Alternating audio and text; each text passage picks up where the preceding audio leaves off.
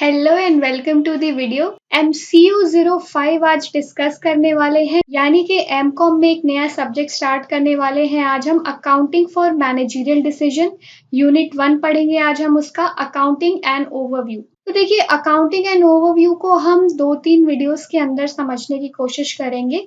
इसी सीरीज में ये पार्ट 1 है। उससे पहले ओवरऑल ये देख लेते हैं कि इस पर्टिकुलर टॉपिक से इग्नू एग्जाम में क्या क्वेश्चंस पूछे गए हैं प्रीवियस ईयर में। देखिए, पहला क्वेश्चन आया हुआ है फरवरी 2021 से लिया है। ठीक है, हम नए क्वेश्चन से पुराने क्वेश्चन की तरफ चलेंगे। फरवरी 2021 का क्वेश्चन है, explain different types of accounting concepts which guide the accountant at the recording stage। इसमें पूछा गया है कि अकाउंटिंग कॉन्सेप्ट्स जो हैं क्या हैं, वो कौन से अकाउंटिंग स्टेप्स है जो गाइड करते हैं अकाउंटेंट को रिकॉर्डिंग करते वक्त। दूसरा क्वेश्चन है जून 2019 में। इसमें मैनेजमेंट अकाउंटिंग के रोल को बेसिकली डिस्कस करना है कॉर्पोरेट एंटिटी में।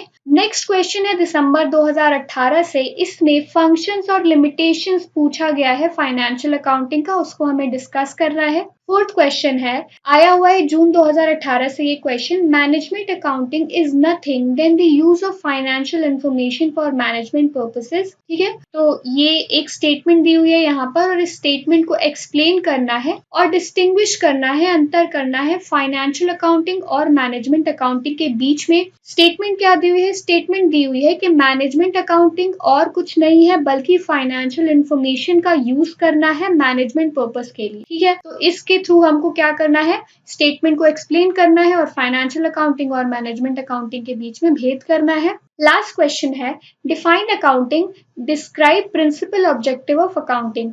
ये क्वेश्चन आया है 2016 में। इस क्वेश्चन में अकाउंटिंग को डिस्क्राइब करना है और इसके साथ ही जो ऑब्जेक्टिव्स है अकाउंटिंग के, उसको हमको क्या करना है? डिस्क्राइब करना है। तो ये क्वेश्चंस हैं कुछ जो प्रीवियसली पूछे जा चुके हैं। अब देखिए, जो क्वेश्चन है ये ओवरऑल टॉपिक से पूछा गया है। आइए ये देख लेते हैं कि इस पर्टिकुलर वीडियो में हम क्या क्या टॉपिक डिस्कस करने वाले हैं। सबसे पहले बात करेंगे डेफिनेशन ऑफ अकाउंटिंग की। इसके अंदर मेनली हम फंक्शंस और ऑब्जेक्टिव की बात करने वाले हैं अकाउंटिंग की।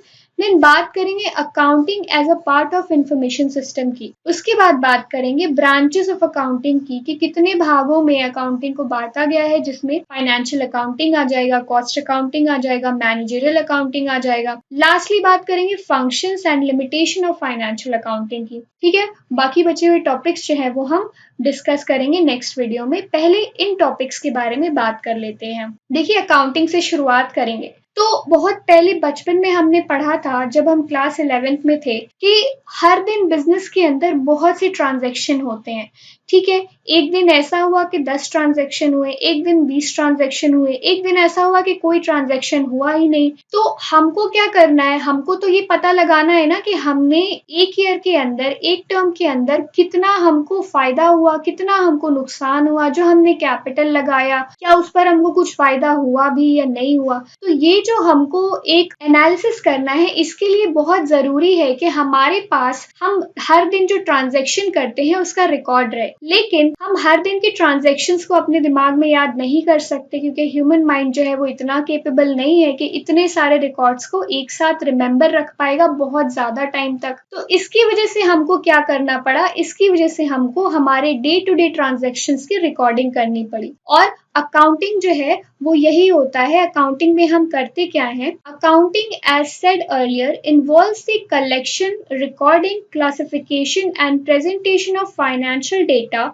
for the benefit of management and outside agencies such as shareholder, creditors, investors, government and other interested parties। तो अकाउंटिंग करने का मेन पर्पस क्या है? कि ये अकाउंटिंग हम मैनेजमेंट के लिए करते हैं, यानी कि जो हमारे ऑर्गेनाइजेशन का मैनेजमेंट हमको कैसे करना है उसके लिए करते हैं। और इसके साथ ही जो आउटसाइड एजेंसीज हैं, जैसे कि शेयर होल्डर्स हो गए, क्रेडिटर्स हो गए, इन्वेस्टर्स हो गए, गवर्नमेंट हो गए, अदर इंटरेस्टेड पार्टीज हो गए, तो इनको भी इंफॉर्मेशन देने के लिए बिजनेस ऑर्गेनाइजेशन से रिलेटेड हम अकाउंटिंग करते हैं। अब इस अकाउंटिंग में आता क्या है? तो इस अकाउंटिंग में हम इन्वॉल्व करते हैं कलेक्शन ऑफ डेटा को, इसमें हम इन्वॉल्व करते हैं रिकॉर्डिंग ऑफ डेटा को, फिर उस डेटा को क्लासिफाई करते हैं हम, फिर उसको प्रेजेंट करते हैं फाइनेंशियल स्टेटमेंट के रूप में। तो ये एक पूरा का पूरा स्ट्रक्चर होता है अकाउंटिंग का। अब ये जो हमने डेफिनेशन डिस्कस किया है उसी के बेसिस पर अकाउंटिंग के कुछ फंक्शंस निकल करके आते हैं जिसको हम समझने की कोशिश करेंगे। देखिए, सबसे पहले हम आइडेंटिफाई करेंगे फाइनेंशियल ट्रांजैक्शंस को, यानी कि बिजनेस में वो ट्रांजैक्शंस जो कैश से रिलेटेड हैं, जिसके पीछे एक कोई लेन देन हुआ है पैसे का, तो उसको हम आइडेंटिफाई करेंगे।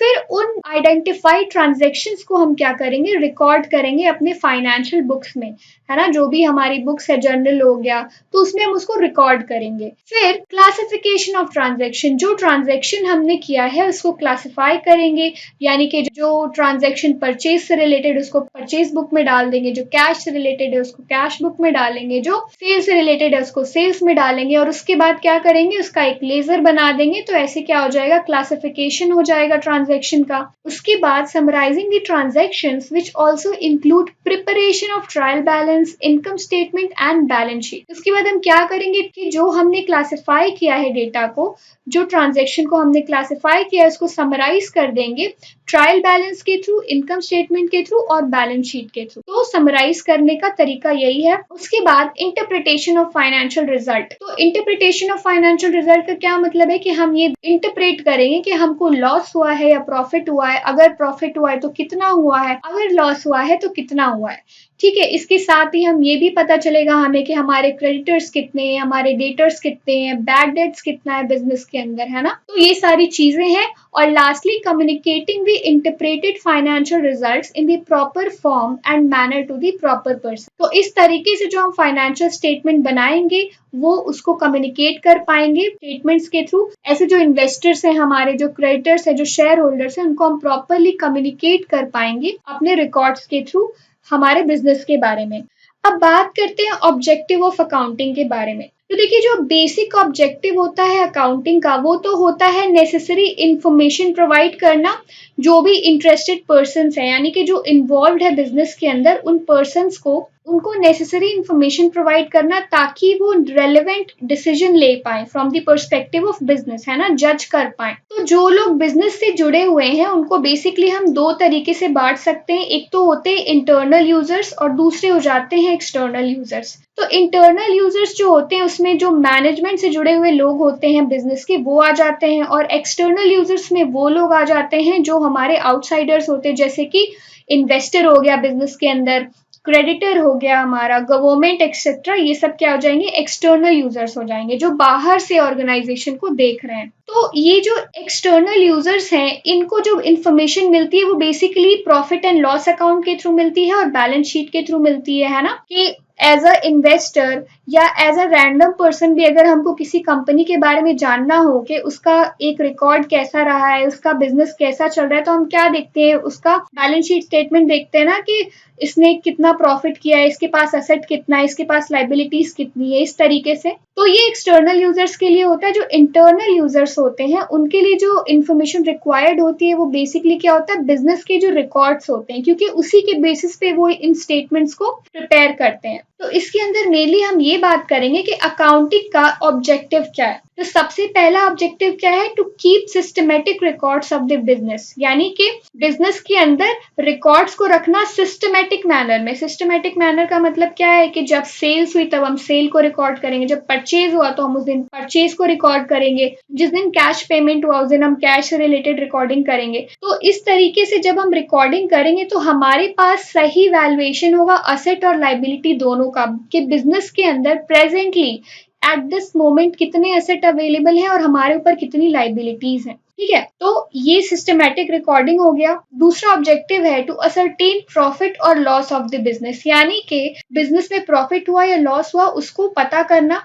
जब हम प्रॉपर रिकॉर्ड रखते हैं रेवेन्यूज का और एक्सपेंसेस का बिजनेस के अंदर एक पर्टिकुलर पीरियड में, तो इससे क्या होता है कि हम सही तरीके से प्रॉफिट और लॉस बिजनेस का निकाल सकते हैं। और इन केस अगर कोई कमी रह जाती है, कोई लॉस की सिचुएशन आती है, तो हमको क्या करता है, मैनेजमेंट को एक इंसाइट भी देता है कि कैसे फ्यूचर में इस चीज से बचा जा सकता है और उसके लिए हम क्या रेमेडीज जो है वो अपना सकते हैं कि हम अपने फर्म को प्रॉफिटेबल कैसे बनाएं। देन नेक्स्ट ऑब्जेक्टिव क्या है? To ascertain the financial position of business. तो देखिए, बिजनेस में जो फाइनेंशियल पोजीशन है उसको जानने के लिए भी रिकॉर्ड्स रखना बहुत जरूरी है। इनका ऑब्जेक्टिव ये भी होता है कि हम एज अ बिजनेसमैन ये समझे कि हमारे बिजनेस में कितना प्रॉफिट है, कितना लॉस है, हमारा कैपिटल जो है वो कितना बड़ा है, कितना कम हुआ है, कांस्टेंट है या फिर डिक्रीज हुआ है या फिर इंक्रीज हुआ है। तो जब हम एक सिस्टमेटिक रिकॉर्ड रखते हैं असेट और लाइबिलिटी का, तो इससे हमको पता चलता है कि हमारा कितना लॉस है और कितना प्रॉफिट हमने गेन किया हुआ है। और फिर बैलेंस शीट बनाने में भी ये काफी हेल्प करता है, क्योंकि ये बहुत बेसिक और नेसेसरी इंफॉर्मेशन प्रोवाइड करते हैं। नेक्स्ट ऑब्जेक्टिव क्या है? To provide accounting information to interested parties. तो अकाउंटिंग से रिलेटेड जो भी इंफॉर्मेशन है वो इंटरेस्टेड पार्टीज को प्रोवाइड करना भी इसका एक काम है, ऑब्जेक्टिव है इसका। इंटरेस्टेड पार्टीज जो मैंने ऊपर बात की थी कि एक तो मैनेजमेंट हो गया, यानी कि इंटरनल, और एक्सटर्नल क्या हो गया? आउटसाइडर्स जो हो गए, शेयर होल्डर्स हो गए, इन्वेस्टर्स हो गए, क्रेडिटर्स हो गए, तो इनको भी गवर्नमेंट हो गया,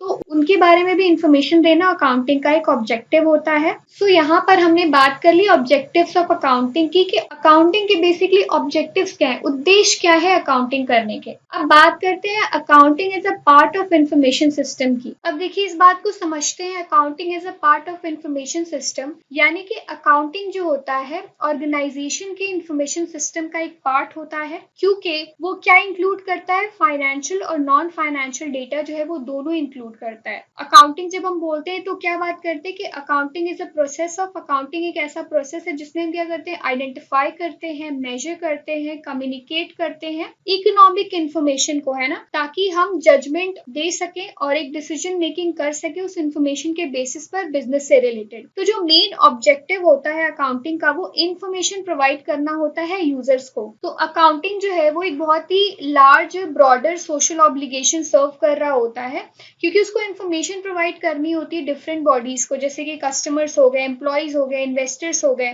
क्रेडिटर्स हो गया, गवर्नमेंट हो गया। तो देखिए, अकाउंटिंग को बेसिकली दो टाइप में डिवाइड किया जाता है, फाइनेंशियल अकाउंटिंग और मैनेजरियल अकाउंटिंग। तो financial accounting refers to the preparation of general purpose report, है ना, तो जो जनरल पर्पस के लिए रिपोर्ट बनाई जाती है उसको हम फाइनेंशियल अकाउंटिंग कहते हैं। ये बेसिकली आउटसाइडर पर्संस के लिए बनाई जाती है, फिर ऑर्गेनाइजेशंस के लिए बनाई जाती है, जिसमें क्या आ जाते हैं? शेयर होल्डर्स आ जाते हैं, क्रेडिटर्स आ जाते हैं, फाइनेंशियल एनालिस्ट हो जाते हैं, है ना, जो हमने बात की थी, जो एक तरीके से एक्सटर्नल यूजर्स हैं ऑर्गेनाइजेशन के रिपोर्ट्स के। तो ये एक्सटर्नल यूजर्स होते हैं। मैनेजरियल अकाउंटिंग जो होती है, इसमें क्या होता है कि ये भी एक इंफॉर्मेशन प्रोवाइड करती है, पर ये इनसाइड इंफॉर्मेशन प्रोवाइड करती है मैनेजमेंट को ऑर्गेनाइजेशन के अंदर ही। फॉर एग्जांपल, मान लीजिए अगर एक प्रोडक्शन मैनेजर है तो उसको किस टाइप के रिपोर्ट्स की जानकारी चाहिए होगी? उसको बेसिकली मान लीजिए ये जानना है कि एक प्रोडक्ट है उसका परफॉर्मेंस क्या है। अगर उसको ये इवेल्युएट करना है तो वो क्या करेगा? वो बेसिकली ये पूछेगा, एक रिपोर्ट मांगेगा कि कितने number of units of products जो हैं वो मैन्युफैक्चर किए गए हैं वेरियस वर्कर्स के थ्रू। तो इससे क्या होगा? उसको प्रोडक्ट के बारे में पता चल जाएगा कि प्रोडक्ट का परफॉर्मेंस कैसा है, उसको इवेल्युएट कर पाएगा। या फिर अगर एक सेल्स मैनेजर है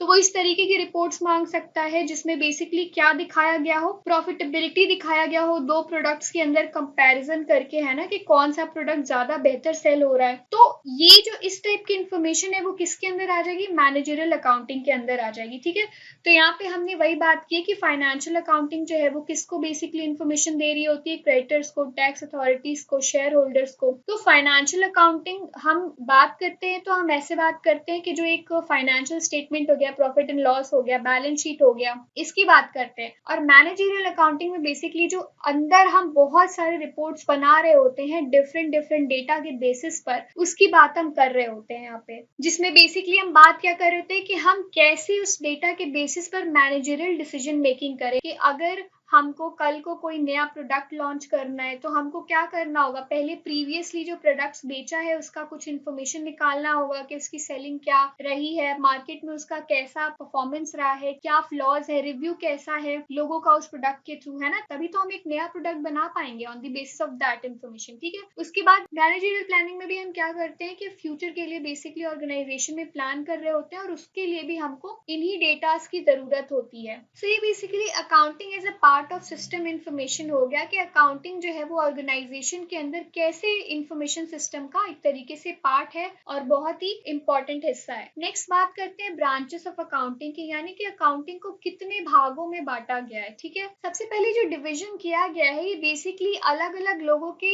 इंटरेस्ट के बेसिस पर किया गया है। एज सच कोई ब्रांचेस होते नहीं है अकाउंटिंग के, लेकिन यूजर्स के पर्पज से अलग अलग लोगों का इंटरेस्ट जिस टाइप का होता है उस पर्पज से हमने अकाउंटिंग को बेसिकली 3 कैटेगरीज में बांट दिया है। सबसे पहला है फाइनेंशियल अकाउंटिंग। फाइनेंशियल अकाउंटिंग जिसमें हम बात कर रहे होते हैं कि हम डेटा को रिकॉर्ड करते हैं, क्लासिफाई करते हैं, समराइज करते हैं, है ना। तो ये जो काम हम करते हैं वो फाइनेंशियल अकाउंटिंग के अंदर करते हैं। मनी से रिलेटेड जितने ट्रांजेक्शंस होते हैं उसको हम इसमें रिकॉर्ड करते हैं, उसके बाद रिजल्ट्स को इंटरप्रेट करते हैं। देन नेक्स्ट है कॉस्ट अकाउंटिंग। तो इसमें बेसिकली क्या होता है कि जितना भी जो भी कॉस्ट से रिलेटेड अकाउंटिंग होती है, जो बेसिस होता है किसी भी अकाउंटिंग का, जो भी कॉस्ट स्ट्रक्चर से रिलेटेड अकाउंटिंग होती है उसको हम कॉस्ट अकाउंटिंग के अंदर पढ़ते हैं। तो ये कॉस्ट अकाउंटिंग का नीड क्या डिटरमाइन करने के लिए हुआ है, बेसिकली कंट्रोल करने के लिए हुआ है, जिसके थ्रू हम क्या कर सके कि जो हमारा कॉस्ट है उसको कंट्रोल कर सके, उसको सही तरीके से जो फाइनेंस है उसको यूज करके कम कॉस्ट में ज्यादा ऑप्टिमम यूटिलाइजेशन कर सके। तो इस चीज के लिए हम कॉस्ट अकाउंटिंग करते हैं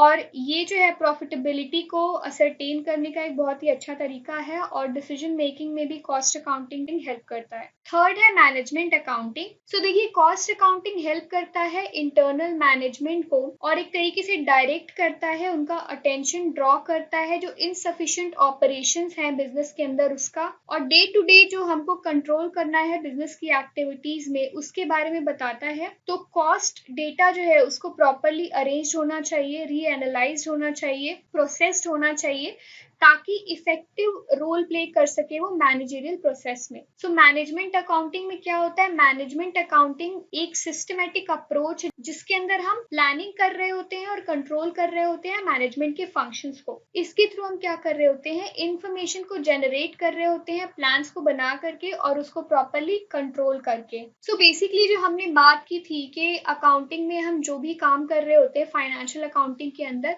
उसका यूज करके हम इंटरनली ऑर्गेनाइजेशन को कैसे स्ट्रॉन्ग बना सकते हैं, क्या प्लानिंग कर सकते हैं, कैसे कंट्रोल कर सकते हैं, ये हम मैनेजमेंट अकाउंटिंग में करते हैं। लेकिन जिसका बेसिस होता है वो जो रिकॉर्ड्स बेसिक होते हैं हमारे, जो फाइनेंशियल अकाउंटिंग होता है, जो कॉस्ट अकाउंटिंग होता है, वही होता है। सो देखिए, एक एक करके तीनों के बारे में जानेंगे। सबसे पहले फाइनेंशियल अकाउंटिंग की बात करते हैं। इसमें बात करेंगे सबसे पहले फंक्शंस ऑफ फाइनेंशियल अकाउंटिंग की। तो हमको पता है कि फाइनेंशियल अकाउंटिंग जो है वो इन्फॉर्मेशन प्रोवाइड करता है regarding the status of business और जो रिजल्ट क्या निकला है, ऑपरेशंस जो किए गए हैं मैनेजमेंट के थ्रू, उसका एक्सटर्नल पार्टीज को बेसिकली इन्फॉर्मेशन प्रोवाइड करता है। तो उसी के बेसिस पर कुछ फंक्शंस बताए गए हैं फाइनेंशियल अकाउंटिंग के, तो उसके बारे में समझ लेते हैं। Firstly recording of information. तो इसमें हमने पहले भी बात की थी कि फाइनेंशियल अकाउंटिंग का सबसे पहला जो फंक्शन है वो क्या है कि इंफॉर्मेशन को रिकॉर्ड करना। क्योंकि हमने पहले भी बात की थी कि ह्यूमन मेमोरी जो है वो बहुत ज्यादा इंफॉर्मेशन रिटेन करके नहीं रख सकती बहुत लॉन्ग टाइम तक। उसकी वजह से हमको बिजनेस में जो डे टू डे ट्रांजेक्शंस होते हैं उसका एक रिकॉर्ड रखना होता है, स्पेशली ओनली एंड ओनली वो ट्रांजेक्शन जो फाइनेंस से जुड़े हुए हैं, जिनके पीछे एक फाइनेंशियल रीजन है। तो इन सभी डेटास को सिस्टमेटिकली रिकॉर्ड करना जो होता है फाइनेंशियल अकाउंटिंग का एक फंक्शन होता है। और ये हम कहाँ रिकॉर्ड करते हैं, जर्नल में रिकॉर्ड करते हैं इसको हम, फिर उसके बाद लेजर में लेकर के जाते हैं। तो जो भी ट्रांजैक्शन फाइनेंसेस में मेजरेबल हो, मनी में मेजरेबल हो, तो उसको हम रिकॉर्ड कर लेते हैं। जिन ट्रांजैक्शंस को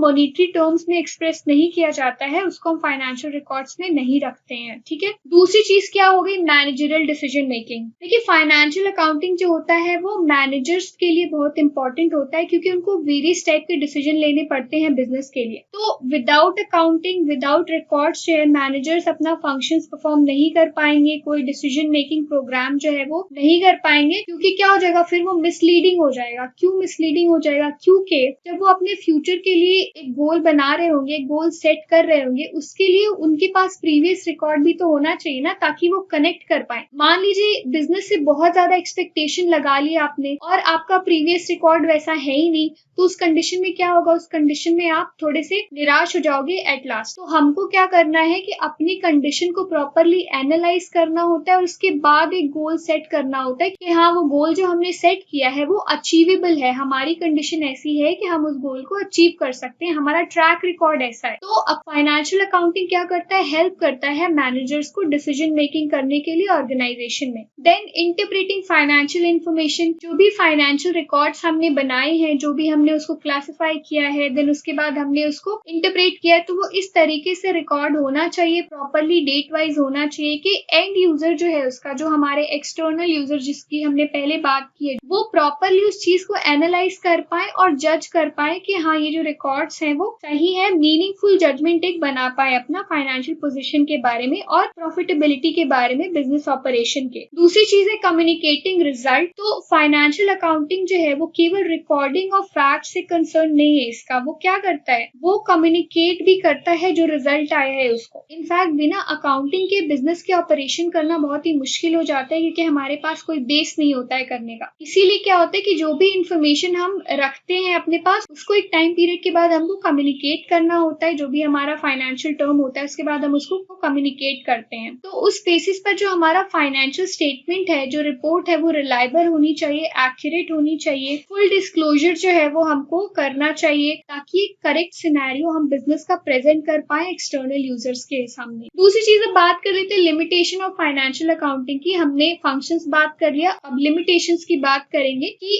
फाइनेंशियल अकाउंटिंग की खामियां क्या है, लिमिटेशंस क्या है। इसको देखिए, फाइनेंशियल अकाउंटिंग जो है बहुत पहले से चली आ रही है। जब बिजनेस जो है वो इतना कॉम्प्लेक्स नहीं था, इतने एलिमेंट्स नहीं हुआ करते थे बिजनेस में, उस वक्त तो क्या होता था, इनिशियली बिजनेस की नीड्स को फुलफिल करना तब बहुत इजी होता था, ठीक है, क्योंकि कॉम्प्लेक्सिटी ज्यादा नहीं थी। जैसे जैसे क्या होता है, बिजनेस का ग्रोथ होता है, वैसे वैसे कॉम्प्लेक्सिटी जो है वो बिजनेस, मॉडर्न बिजनेस के अंदर बढ़ती जा रही है। तो फाइनेंशियल अकाउंटिंग जो है वो कभी कभी हमने देखा है कि वो हाईली इनएडिक्वेट है। कैसे, उसको मैनेजमेंट को जो है वो हर चीज की इंफॉर्मेशन होनी चाहिए, प्लानिंग से जुड़ी हुई, कंट्रोलिंग से जुड़ी हुई और कोऑर्डिनेटिंग से जुड़ी हुई बिजनेस एक्टिविटीज के बारे में। सबसे पहले बात करेंगे पहले लिमिटेशन की, कि अकाउंटिंग जो होता है वो हिस्टोरिक होता है नेचर में। तो देखिए, हिस्टोरिक होता है नेचर में, ऐसा इसलिए कहा जा रहा है कि जो भी हम अकाउंटिंग का रिकॉर्ड करते हैं वो एक पर्टिकुलर टाइम पीरियड के अंदर करते हैं उस रिकॉर्ड को, और उसी के बेसिस पर हम अपने बिजनेस के लिए फ्यूचर गोल जो है वो प्रिडिक्ट करते हैं। लेकिन इसमें बात ये की गई है कि ये जो हम प्रिडिक्शन करते हैं वो कितनी सही है। हाँ, ये बात सही है कि एक प्रिडिक्शन करने के लिए, फ्यूचर गोल को अचीव करने के लिए आपके पास कोई एक बेस होना चाहिए, कोई एक रिकॉर्ड होना चाहिए। लेकिन यहाँ पर बात ये की गई है कि ये जो बेस है वो कितना सही है, क्या ये सफिशिएंट है फ्यूचर के बारे में प्रिडिक्ट करने के लिए, फ्यूचर का गोल डिसाइड करने के लिए। क्योंकि अकाउंटिंग रिकॉर्ड्स जो है वो पास्ट का हमको रिकॉर्ड देते हैं कि हमने पास्ट में क्या ट्रांजेक्शन किया, फ्यूचर के बारे में तो हमको बताते नहीं है। क्योंकि मान लीजिए फ्यूचर तो बहुत अनसर्टेन है ना, मान लीजिए इकोनॉमी में कोई प्रॉब्लम आ गई या कोई पॉलिटिकल टर्बुलेंस आ गई, तो इन सारी चीजों से फाइनेंशियल अकाउंटिंग डील नहीं करता है। इसलिए इसको कहा जाता है हिस्टोरिक है नेचर में अपने, क्योंकि ये इसकी एक लिमिटेशन है, केवल इसके बेसिस पर हम फ्यूचर को प्रिडिक्ट नहीं कर सकते। Then it records only actual cost. तो देखिए, यहाँ पे बात की गई है कि एक्चुअल कॉस्ट केवल रिकॉर्ड की जाती है फाइनेंशियल अकाउंटिंग में। यहाँ मेन कंसर्न ये है कि मार्केट में क्या होता है कि गुड्स के प्राइसेस जो हैं, प्रोडक्ट्स के प्राइसेस जो हैं, बहुत तेजी से फ्लक्चुएट होते हैं। कोई जरूरी नहीं है कि हमने जो रिकॉर्ड किया है, जो कॉस्ट हमने लिखी है, वही सेम कॉस्ट मार्केट में भी चल रही हो प्रोडक्ट की। तो इस रीजन से कहा गया है कि केवल एक्चुअल कॉस्ट वही रिकॉर्ड करता है फाइनेंशियल अकाउंटिंग, और इसकी वजह से एक जो रियल पिक्चर होती है प्रोडक्ट की, एक रियल जो प्रॉफिट एंड लॉस का सिनेरियो होता है, वो हम नहीं दिखा पाते हैं अपने अकाउंटिंग स्टेटमेंट्स के थ्रू। मेनली बिकॉज की प्राइस फ्लक्चुएशन से रिलेटेड कोई फंक्शन नहीं है फाइनेंशियल अकाउंटिंग में कि अगर कोई प्राइस फ्लक्चुएट करता है, अगर किसी प्रोडक्ट का प्राइस हाई हो जाता है, किसी प्रोडक्ट का प्राइस लो हो जाता है, तो उस कंडीशन में हम किस तरीके से रिकॉर्डिंग करेंगे। एक और लिमिटेशन जो अकाउंटिंग की बात की गई है वो ये बात की गई है कि हम जो भी रिकॉर्ड करते हैं अकाउंटिंग में वो बहुत ही क्वांटिटेटिव होता है नेचर में, जबकि जो अकाउंटिंग और बिजनेस से जुड़े हुए फैसले होते हैं या बिजनेस से जुड़ी हुई जो भी मसले होते हैं वो कई बार केवल क्वांटिटेटिव नहीं होते हैं। बहुत सी पॉलिसीज होती है गवर्नमेंट की, कई बार वो भी अफेक्ट करती है इकोनॉमी को, उससे हमारा बिजनेस अफेक्ट होता है। कई बार हमारे इंटरनली हमारी प्रॉब्लम चल रही होती है। तो मेन मुद्दा यहाँ पे ये है कि अकाउंटिंग रिकॉर्ड्स में हम केवल क्वांटिटेटिव इंफॉर्मेशन ही रख सकते हैं। ये जो क्वालिटेटिव इंफॉर्मेशन है, जैसे कि गवर्नमेंट की पॉलिसी चेंज हो गई, इस वजह से प्रोडक्ट्स जो है वो ज्यादा बिक गए या कम बिक गए, इस तरीके की इंफॉर्मेशन को रिकॉर्ड करने का कोई सिस्टम नहीं है। तो इससे एक जो प्रॉपर सिनेरियो निकल करके आता है वो लैक करता है, वो नहीं दिखता है फाइनेंशियल अकाउंटिंग में, और ये इसकी क्या एक लिमिटेशन है। नेक्स्ट है it provides information about the whole concern. तो देखिए यहाँ पे मेन बात यही की गई है कि एक होल पिक्चर प्रेजेंट करता है अकाउंटिंग रिकॉर्ड जो होता है। यहाँ पर ये बात की गई है कि बहुत से नेट रिजल्ट्स होते हैं उसको अकाउंटिंग रिकॉर्ड्स जो होते हैं वो डिस्क्लोज नहीं करते हैं, ठीक है। एक कलेक्टिव रिजल्ट पेश करते हैं, जैसे कि प्रोसेस क्या रहा किसी एक पर्टिकुलर चीज को करने का, या फिर किस डिपार्टमेंट में किस तरीके से एक्टिविटी परफॉर्म होती है, इस तरीके का एक जो इन्फॉर्मेशन है वो नहीं प्रेजेंट करता है अकाउंटिंग। दैट इज वाई इसकी एक लिमिटेशन है, क्योंकि ये हमेशा इन्फॉर्मेशन आपको कैसे देगा, एज अ होल देगा, कि एक होल सिनेरियो पेश करेगा आपके सामने की बेसिकली इतने पीरियड टाइम में हमने इतना काम किया, इतने सक्सेसफुल रहे हम, ये अमाउंट हमने गेन किया, ये अमाउंट हमने लूज किया। इसके पीछे के जो रीजंस हैं वो हम नहीं समझ पाएंगे क्योंकि वो डिटेल नहीं होते हैं।